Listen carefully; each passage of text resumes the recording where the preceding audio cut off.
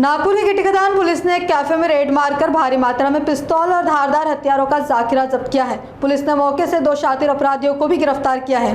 Police को गुप्त सूचना मिली थी कि वाड़ी रिंग रोड पर स्थित पापा योयो कैफे में अपराधी अब्बास उर्फ आबू अपने साथियों के साथ हथियार लेकर बैठा है। गिटिकदान पुलिस ने तुरंत नाकाबंदी कर कैफे में छापा मारा और आरोपी अब्बास उर्फ आबू तैयब खान 25 वर्षीय और ऋतिक उर्फ वाटिया रुपेश नाइक 25 वर्षीय को धर दबोचा। इससे पहले भी आरोपियों पर कई गंभीर मामले दर्ज है। आरोपियों की तलाशी लेने पर पुलिस को कुल 3 देशी बनावट की पिस्तौल, 10 जिंदा कारतूस, 4 चाकू, 2 तलवारें, 1 फरसा और 1 कटर बरामद हुआ।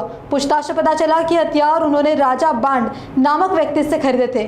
पुलिस ने फॉर्च्यूनर कार समेत कुल 20,86,200 रुपए का माल जब्त किया है और साथ ही आर्म्स एक्ट और मकोका कानून के तहत मामला दर्ज कर आरोपियों को गिरफ्तार किया गया है।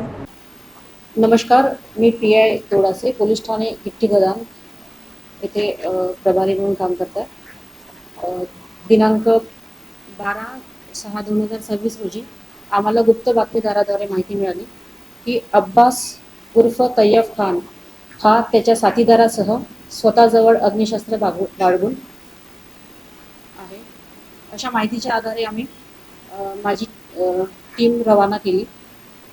नमूद आरोपी हा पापा योयो कॅफे रिंग रोड येथे मिळून आला। त्याच्याकडून आम्ही 1 पिस्टल जप्त केली त्या घटनास्थळी। नंतर अशी आम्हाला माहिती मिळाली अधिकची की त्याच्याकडे अधिक वेपन पिस्टल असण्याची शक्यता आहे। त्यासाठी आम्ही सदर ठिकाणी त्याच्या घराची गाभा येथे असलेल्या त्याच्या घराची झडती घेतली। त्याच्या घरामधून 1 पिस्टल आणि तलवार आणि इतर चाकू असे साहित्य मिळून आले।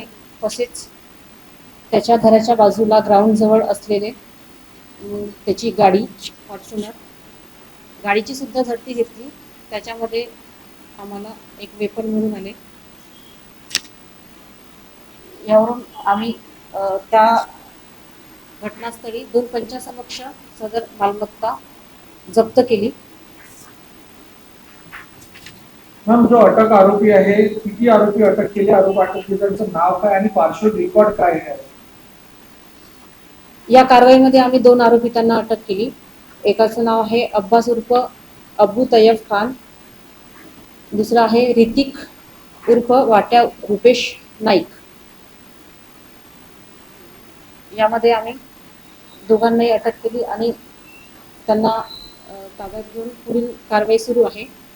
अटक आरोपितांचं काय पार्श्वभूमी?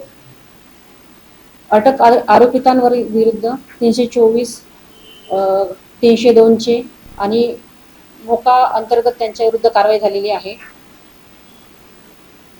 एकूण त्यांच्याकडून किती मुद्देमाल जप्त करण्यात आला आणि काय काय नेमकं जप्त करण्यात आलं? एकूण 3 पिस्टल जप्त करण्यात आलेले आहे, 10 राऊंड आहे, तलवार आहे आणि त्यांनी जे पिस्टल गाडीमध्ये ठेवलेली होती ती फॉर्च्यूनर गाडी आहे। अशा प्रकारे 20,86,200 रुपयाचा मुद्देमाल आम्ही जप्त केलेला आहे। तू पिस्टल कशासाठी ठेवली होती किंवा कुठून आणली होती त्या माहिती समोर आली? प्राथमिक दर्शा त्याला विचारपूस केली असता त्याने सांगितलं स्वतःच्या सेफ्टीसाठी त्याने पिस्टल त्याच्याजवळ ठेवली आहे म्हणून। या गुन्ह्याचा अधिक तपास सुरू आहे। आम्ही या गुन्ह्याचा पूर्णपणे खोलवर तपास करू। त्यांनी ही पिस्टल कुठून आणली, काय आणली याबद्दल त्याला विचारपूस सुरू आहे आणि अधिकचा तपास आम्ही करीत आहोत।